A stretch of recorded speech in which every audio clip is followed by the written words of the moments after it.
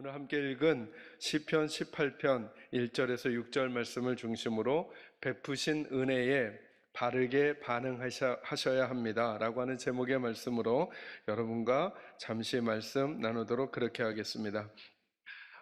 시편 18편 1절은 아마도 대부분의 성도들이 애용하고 또 애창하고 마음에 담기 원하는 구절이라 생각합니다. 근데 그 구절들이 나오게 된 배경이 뭐냐면 이 시는 다윗이라고 하는 사람이 쓴 시라는 것입니다. 그러니까 저와 여러분이 알고 있는 다윗의 모든 얘기들을 다 끄집어내시면서 이 시편 1절부터 마지막 50절을 읽어가셔야 되는 거거든요. 그래서 특별히 이 시편 18편을 지을 때 다윗이 어떤 상황에서 이 시편을 지었느냐 하면 그의 모든 원수들의 손에서와 그리고 특별히 사울의 손에서 하나님께서 다윗을 건져내 주신 다음에 그 다음에 이 시편을 썼다는 거예요. 그러니까 어려움 중에 쓰신 게 아니라 그 어려움을 다 통과하고 난 다음에 이제 다윗이 쓴 시라고 하는 거예요. 그의 인생에 고난이 있었다는 거예요. 고난이 없지 않았다는 거죠. 모든 원수들이라고 했으니까 원수가 한두 명도 아니었던 것 같아요. 그리고 그 상황들이 오랜 기간 동안 되었다는 흔적을 저희들이 볼 수 있어요.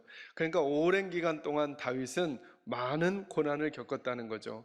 그리고 나서 저희들이 다윗의 인생을 떠올려 보니까 그가 양치기, 목동으로 생활하던 때는 그닥 고난이 없었던 것 같은데 갑자기 어느 날 사무엘 선지자가 와서 안수를 하고 난 다음부터 곧 왕이 될 것입니다 라고 하는 하나님의 기름 부음을 받고 난 후부터 그는 굉장한 고난을 당하게 돼요. 때로는 이유 없는 고난을 당합니다. 늘 사울 왕을 잘 도와주고 협력했음에도 불구하고 사울 왕으로부터 공격을 받기도 하고 죽음의 위기를 당하기도 해요. 그럴 뿐만 아니라 수많은 전쟁을 경험하기도 합니다. 여러분, 골리앗을 이긴 그 사건이라는 것이 그냥 우리에게는 한 장면처럼 느껴지지만 우리 한번 이런 생각 해볼까요? 우리 인생에 우리가 살면서 어느 사람의 생명을 내가 끊어야 된다는 일들이 그에게는 얼마나 트라우마가 될까요? 근데 그런 일들을 한두 번 겪는 게 아니에요. 수많은 전쟁에서 블레셋의 소나기에서 이스라엘 백성들을 이끌어내는 싸움과 싸움을 하면서 수많은 적들이 생기게 되는 거죠. 그러니 여러분, 다윗은 어떠했겠냔 말이죠. 그냥 목동의 삶에서 왕이 되었단 말이에요. 이 과정에 그에게 박수를 쳐주는 상황만, 그리고 그에게 긍정적인 도움을 주는 상황만 생긴 게 아니라는 거예요. 그만큼 적이 많아지고 그에게 고난이 다가오는 인생이 그에게 매우 많았다는 거예요. 가까운 사람부터 먼 사람부터, 자기를 잘 아는 사람부터 자기를 잘 모르는 사람까지 자기를 공격해오는 인생을 이 다윗은 살아왔단 말이죠. 지난 11개월을 우리는 어떻게 살아왔습니까? 그리고 나서 다윗과 비교할 수는 없겠지만 저와 여러분의 인생도 이렇게 돌이켜보니까 때로는 지난 11개월은 이유 없는 왜 코로나가 우리에게 와야 하는지 나의 어떤 결정과 판단과는 상관이 없는 것 같지만 그 상황이 내게 와서 우리들의 삶의 자리를 다 바꿔버리는 일들이 우리에게 생겨버리고 말았어요.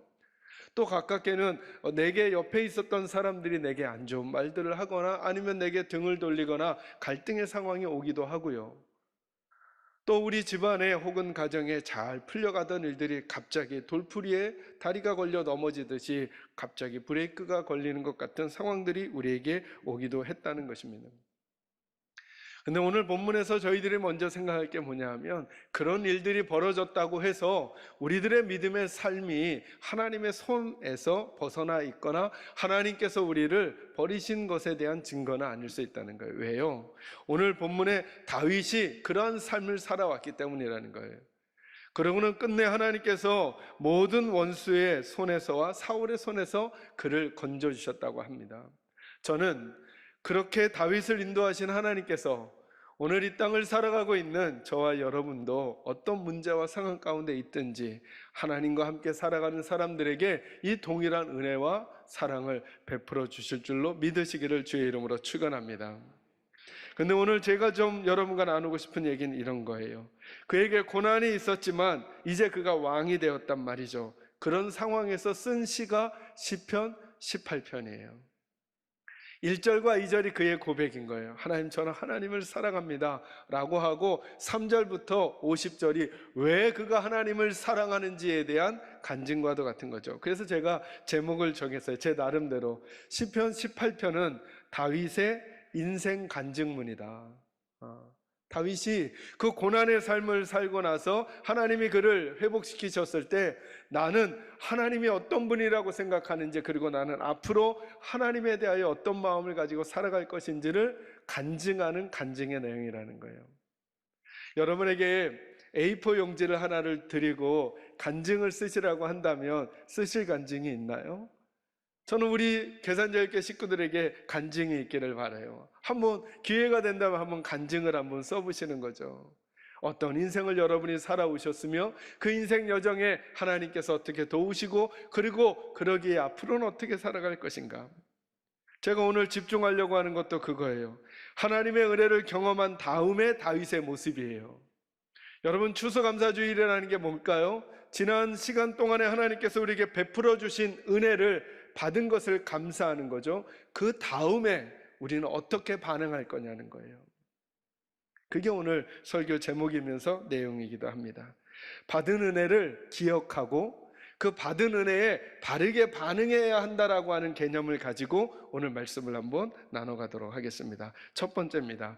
저와 여러분이 나의 경험을 가지셔야 합니다. 그러니까 하나님에 대한 나의 체험을 가져야 합니다. 여러분, 1절과 2절을 읽으면서 제일 많이 반복되는 단어가 뭔가요? 제일 많이 반복되는 단어, 거기 여호와, 하나님, 이 표현도 계속 반복되지만 그 하나님에 대한 누구의? 나의라고 하는 단어가 굉장히 많이 반복돼요. 이게 독특한 표현이에요. 성경은 하나님을 독점하게 하지 않아요. 하나님은 우리의 하나님이지 나의 하나님을 강조하지 않아요. 그런데 시편 18편 1절과 2절은 계속 어떤 단어가 제일 많이 반복되냐면 나의 하나님에 대한, 나의 하나님. 그래서 여러분, 하나님께 받는 게 복이거든요. 그러니까 이 말은 무슨 말이냐면 시편 18편 1절과 2절을 이렇게 풀어갈 수 있는 거예요. 다윗은 하나님께 받은 게 많은 거예요. 받은 게. 저는 우리 계산자유교 식구들도 하나님께 받은 게 많은 분들이 되시기를 바랍니다. 제가 그래서 예배의 핵심도 늘 알려드리잖아요. 예배는 우리가 드리는 거가 핵심일까요? 받는 게 핵심일까요? 우리는 우리가 늘 드린다고 생각해요. 아니에요. 예배의 본질은 뭐냐 하면 임재하시는 하나님을 우리가 만나는 거고, 임재하시는 하나님이 우리에게 주시는 은혜를 받는 게 예배의 핵심인 거예요. 잘 생각해 보세요. 하나님께 받은 사람은요, 받은 사람은 이 예배당을 나갈 때, 예배가 끝나고 다른 삶으로 들어갈 때 달라져요. 왜냐하면 받았기 때문이에요. 하나님께로부터 하나님의 얼굴빛을 받았고, 하나님의 손길을 받았고, 하나님의 말씀을 받았고, 하나님의 은혜를 받았기 때문에 그의 존재가 바뀌는 거거든요. 드리는 예배가 있어요, 여러분. 사람이 만든 모든 종교가 다 드려요. 사람이 만든 모든 종교의 본질은 드리는 거예요. 여러분, 왜 애띤 처녀를 괴물에게 드리죠? 그래야 우리가 살겠다 생각하는 거예요. 여러분, 왜 손바닥을 비비죠? 드리는 거예요. 그 관념이 우리 인간에게 있어요. 그러니까 여러분, 우리는 거꾸로예요. 우리는 하나님을 찾지도 않았던 존재들이에요. 예배의 자리는요, 우리가 하나님을 위해서 만들어 드리는 게 아니에요. 다른 모든 인간이 만든 종교는 사람이 그들이 섬기는 신을 위해서 만든 자리예요. 예배는요, 우리가 만든 자리일까요? 하나님이 우리를 부르신 자리일까요? 예배의 본질은 하나님이 우리를 부르시는 거예요. 왜 부르셨을까요? 니들 것 나다오 이걸까요? 아니면 내 것을 받으라고 하는 것일까요? 하나님의 것을 받으라는 거예요. 오늘날 저는 예배의 생명은 어디에서부터 꺼지기 시작했다고 느끼냐 하면 자꾸 우리가 드리려고 해요, 하나님께. 아니요, 예배 시간에는 하나님께로부터 받아야 돼요. 우리의 잘못된 생각을 고치는 하나님의 생각을 받고, 불안한 마음에 하나님의 용기를 받고, 소망이 꺼진 우리들의 가슴에 하나님의 소망으로 불을 당기는 걸 받아야죠. 그리고 어디를 드릴까요? 저와 여러분의 일상을 드리는 거예요. 가정생활을 드리고 내 삶을 드리는 거예요. 내가 살아가는 생활 속에서 하나님의 백성다움을 보여주어야죠. 그 힘을 받는 시간이 어디라고요? 여기라고요, 여기. 누가 간증을 하게 될까요? 여러분, 왜 다윗은 여호와는 나의 반석이요 나의 요새요 건지시는 이시요 나의 하나님이시요 그 안에 피할 나의 바위시요 방패요 구원의 뿌리요 나의 산성이시요 라고 고백했을까요? 그는 그 하나님을 체험했거든요. 자기 터가 흔들릴 때 하나님 생각 딱 했더니 하나님께서 다리가 더 이상 흔들리지 않게 해주신 거예요. 와, 나는 앞으로 내가 흔들리는 인생이 내게 찾아오더라도 하나님이 내 반석이니까 그분에게 내 발을 딛고 나 살 거야. 그러면 바람이 불어도 파도가 쳐도 난 또 살 수 있어 라고 하는 하나님을 만나니까 하나님께로부터 받으니까 그에게 그 힘이 생겼단 말이죠. 저는 우리 식구들에게도 이런 나의 하나님을 만나는 체험이 있어지기를 주의 이름으로 축원합니다. 여러분은 하나님을 만약에 지금 다윗은 여기 여러 가지로 고백했는데요, 여러분은 한 두 가지로만 한번 표현해 보시죠. 여호와는 나의 누구라고 하실 수 있겠습니까? 아니, 성경에서 말해준 거 말고 여러분이 체험한 여러분의 하나님. 다윗은 누가 가르쳐 주어서 이 얘기를 하는 게 아니에요. 다윗은 자기가 간증하는 거예요. 자기의 삶의 주변에서, 삶의 영역에서 경험한 하나님을 표현할 때 하나님은 자기의 반석이고 요새고 건지시는 이시고 하나님만이 하나님이시고 하나님은 피할 바위시고 아무리 두려운 일이 있어도 하나님만 계시면 그 하나님 뒤에 가서 숨으면 된다라는 생각이 그에게 있다는 거예요. 아무리 날카로운 칼과 화살이 날아오더라도 난 하나님만 있으면 난 또 앞으로 주저앉지 않고 걸어갈 수 있다는 거. 왜요? 하나님이 내 방패시니까. 이 이야기가 고난이 없었던 상태에서 그냥 책상에 앉아서 커피 한 잔 떠놓고 그냥 좋은 음악을 들으면서 그냥 이렇게 표현하면 하나님 참 운치 있겠다 생각해서 해낸 게 아니라니까요. 숨도 쉬지 못할 고난의 시간을 겪어나고 나서 그가 하고 있는 고백이에요. 내가 그 숨도 쉬지 못할 시간을 살아온 그 오직 근거는 내가 체험한 하나님, 내가 만난 하나님, 그 하나님 때문이라고 그는 지금 얘기하고 있는 거예요. 저는 여러분에게 여쭙고 싶은 거예요. 여러분도 이 하나님 만나셨냐고요? 그래서 예배당에 오셔서 예수 믿으시면서 다른 많은 것 하려고 하기 전에 꼭 하나님께로부터 받으십시오. 그리고 예배도 기도도 찬송도 간절히 드리십시오. 하나님, 난 받아야 살아요. 나는 하나님이 도와주셔야 살아요. 그리고 받잖아요. 그리고 하나님 체험하잖아요. 그러면 여러분은 여러분의 하나님을 고백할 수 있으실 거예요. 저는 이게 제일 부러웠어요. 1절과 2절을 읽으면서. 여러분, 우리나라 말 성경에는 18편 1절이 이렇게 돼 있잖아요. 나의 힘이신 여호와여 내가 주를 사랑하나이다 이렇게 돼 있잖아요. 혹시 영어 성경 있는 분들 한번 보세요. 뭐 어떻게 나와 있냐면 그냥 I love you 이게 제일 먼저 나와요. I love you. 난 하나님 사랑한다는 거예요. 왜 그럴까요? 그 하나님 만난 체험이 있으니까. 내가 하나님 사랑할 테니까 내게 은혜 주세요 이게 아니고 은혜를 받아보니까 그냥 고백이 절로 나오는 거예요. 그냥 하나님 사랑한다는 거예요. 하나님 I love you 해놓고, 왜냐하면 하나님은 내 힘이시고 내 방패시고 내 요새가 되어주셨기 때문입니다. 저는 여러분들이 여러분만의 하나님을 만나는 은혜가 꼭 있기를 주의 이름으로 축원합니다. 그 여러분만의 하나님을 꼭 만나되 그 하나님을 남에게 강요할 필요 없어요. 여러분도 여러분 나름의 하나님을 만나시는 것이 복이에요. 그리고 그걸 남과 논쟁할 필요 없고 남에게 강요하시면 안 돼요. 하나님은 이런 식으로만 만나야 돼. 하나님은 이런 식으로만 아니요, 그렇지 않아요. 다윗에게는 다윗의 스타일대로, 다니엘에게는 다니엘의 스타일대로, 요셉에게는 요셉의 스타일대로, 그리고 권목사에게는 권목사에게 스타일대로. 마치 여러분과 똑같아요.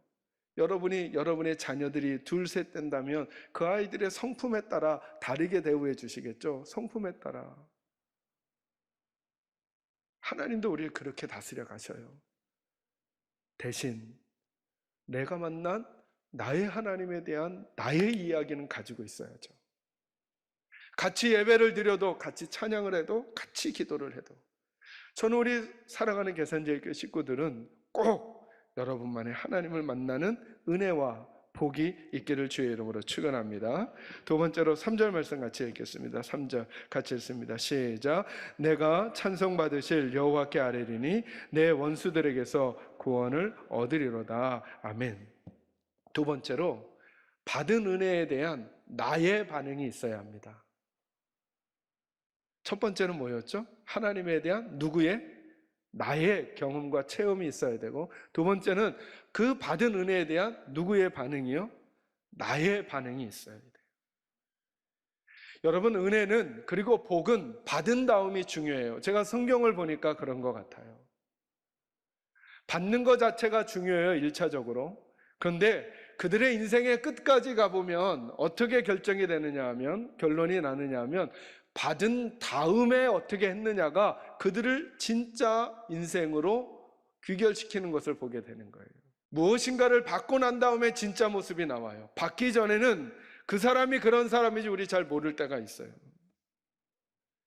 받고 나서 오해하는 사람들이 있어요. 내 힘으로 내가 받은 줄로 오해하고 내 자랑을 하는 분들이 계셔요. 받고 나서 도리어 배신하는 사람들이 있어요. 다른 것을 추구해버려요. 받고 나니까. 그런가 하면 받고 나서 도리어 기억하는 사람이 있어요. 하나님을 더더욱 기억하는 사람이 있어요. 그 사람이 누구냐 하면 오늘 본문의 다윗이에요. 다윗이 3절에 이렇게 고백하잖아요. 내가 찬송받으실 여호와께 아뢰입니다. 이렇게 말해요. 이 말을 풀으면 이거죠. 나는 하나님께 더욱 찬송하겠다는 거예요. 받고 나니까. 받고 나서 그의 반응이 뭐냐면 더더욱 하나님을 사랑하고 찬양하겠다는 거예요. 말씀드렸듯이 많은 학자들이 대부분 다 이 시편 18편은 다윗이 왕이 된 다음에 쓴 시라고 다 평가해요. 왕이 된 다음에 그가 뭐라고 말하느냐 하면 이렇게 말하지 않는다는 거예요. 왕이 되고 나니까 말 한마디면 모든 게 다 움직이잖아요. 여러분, 이 패턴을 잘 유념하셔요.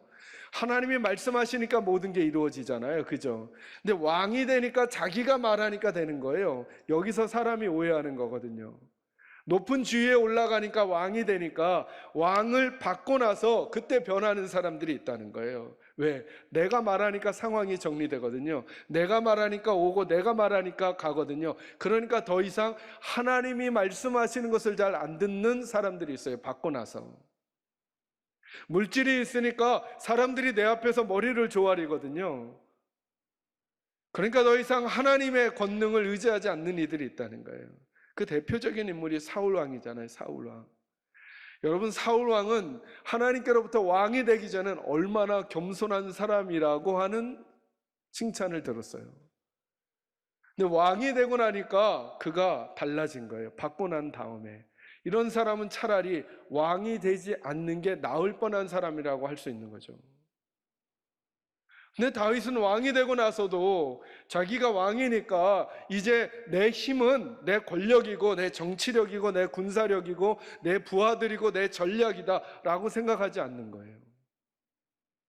왕이 되었는데도 불구하고 내 힘은 오직 하나님이시라고 그가 고백하고 있는 거죠. 그러니까 이렇게 정리할 수 있는 거예요. 받은 것이 복이 아니라 받은 다음에, 받고 난 다음에 태도가, 그리고 자세가 진짜 복을 결정하게 될 거라는 거예요. 오늘 본문에서는 다윗은 뭐라고 말하냐면 그가 왕이면서도 마치 그는 오늘 본문을 읽어가며 왕의 냄새가 하나도 안 나는 거예요. 왕의 냄새가. 마치 어떤 느낌만 나냐 하면 하나님이 안 도와주시면 나는 못 살 것 같은, 정말 그냥 우리 인간적으로 보면 비루한 인생처럼 자기를 표현하면서요. 왕인데 조금 의시돼도 되는데, 조금 자신만만해도 되는데, 나를 따르라 말해도 될 것 같은데, 다윗은 그런 냄새가 안 나고 뭐라 그러냐면 여호와만이, 하나님만이 내 방패고 내 요새고 피할 바위고 하나님만이 내 힘이라고 고백하고 있는 거예요. 저는 우리 교회가 그랬으면 좋겠고, 저도 그러기를 마음에 다짐하고 곱씹고 해요. 우리가 아무리 성장하고 아무리 재정적으로 여유가 있고 혹 어떤 지위에 올라가고 상관없이 오직 하나님만이 우리들의 모든 것 되신다는 사실을 한순간도 잊어버리지 않는 그런 믿음의 태도가 저와 여러분에게 있기를 주의 이름으로 축원합니다. 그러고 보니까 명예와 재물, 건강과 재능은 다 중립적 가치예요. 세상은 그렇게 보려고 하지 않거든요. 명예와 재물, 건강과 재능이 있으면 중립적 가치로 안 보고 이미 그건 성공이라는 단어로 연결하려고 그래요. 그런데 성경은 그렇지 않아요. 그 다음에 어떻게 했느냐를 보시겠다는 거예요. 많이 가졌느냐?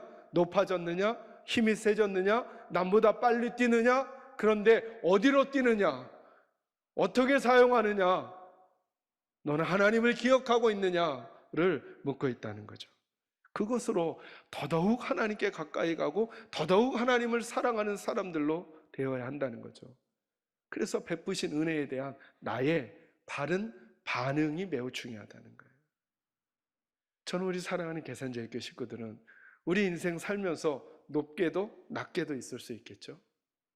높음과 낮음은 늘 중립적 가치예요. 높을 때 그 다음에 어떤 태도와 자세를 갖는가? 낮아졌을 때 그 다음에 어떤 태도와 자세를 갖는가? 이것에 따라 하나님이 우리에게 진짜 복을 주신다는 거죠. 저는 저와 여러분에게 이 은혜가 있기를 주의 이름으로 축원합니다. 마지막 세 번째로, 믿음의 삶을 살아가는 나의 기준이 있어야 합니다. 나의 기준. 오늘 시편 18편 1절에서 6절에 계속 나의를 강조하니까 저도 여러분에게 나의라고 하는 단어로 오늘 적용해서 말씀드리는 것입니다. 무슨 말이냐 하면, 그렇게 그 하나님을 만나고 하나님과 함께 고난과 역경의 시간을 살아온 뒤에 깨달은 저와 여러분이 붙들고 있을, 다른 사람은 이해하지 못하더라도 나만이 가지고 있는 인생을 관통하는 진리를 붙들고 있어야 한다는 거예요. 그는 지금까지도 사망의 줄과 불의의 창수와 수월의 줄과 사망의 올무, 환난 가운데 지내온 경험이 있다는 거예요. 그때 하나님께서, 내가 하나님께 부르짖으니까 하나님이 날 도우셨다는 거예요. 그러면서 그는 자기 인생을 관통하는 한 가지 진리를 마음에 담고 있다는 거죠. 그러니 나는 이제 앞으로도 내 인생에 사망의 줄과 수월의 줄과 그리고 불의의 창수와 그리고 환난이 내게 다가올지라도 뭐 하겠다는 걸까요? 나는 하나님께 부르짖으며 그 시간들을 살아내겠다는 거예요. 어떤 바람이 불더라도 어떤 파도가 치더라도 그것이 내 인생을 규정하지 아니하고 하나님이 내 인생 규정한다는 사실, 그 나만의 진리를 다윗은 담고 있는 거예요. 그걸 이 간증문에 담아 놓으신 거죠. 맞아요. 사랑하는 성도 여러분, 우리 앞에 어떤 일들이 다가올지 우리 다 몰라요. 그죠? 이 상황이 언제 어떻게 좋아질지, 혹은 또 다른 어려움이 우리에게 올지 우리 몰라요. 그러나 오늘 다윗이 우리들보다 먼저 극심한 인생의 삶을 살고 하나님의 건지심을 받으면서 그가 우리에게 인생 간증문을 던져주고 있어요. 하나님께 받는 인생이 되어야 한다는 거예요. 나만의 하나님을 만나고 그리고 그 하나님께 나의 바른 반응을 보이면서 그 안에서 하나님이 내게 주신 진리를 끝까지 붙들라는 거예요. 상황이 그렇게 보이지 않더라도. 그러니까 다윗은 이거죠. 다시 사망의 올무가 그를 넘어뜨리려고 할지라도 다윗은 넘어지지 않겠다는 거예요. 왜요? 하나님이 내 소리를 들으시고 내 부르짖음에 응답하시는 하나님이니까 그 하나님 내게 계시다면 그 하나님과 함께 살아가겠다는 거예요. 그리고 고백하는 거죠. 나의 힘이 되신 여호와여, 내가 주를 사랑하나이다. 주님은 내 방패요 피할 바위시요 산성이시요 요새시요 하나님만이 나의 하나님이십니다. 저는 이 고백이 여러분의 고백이 되시기를 주님의 이름으로 축원합니다.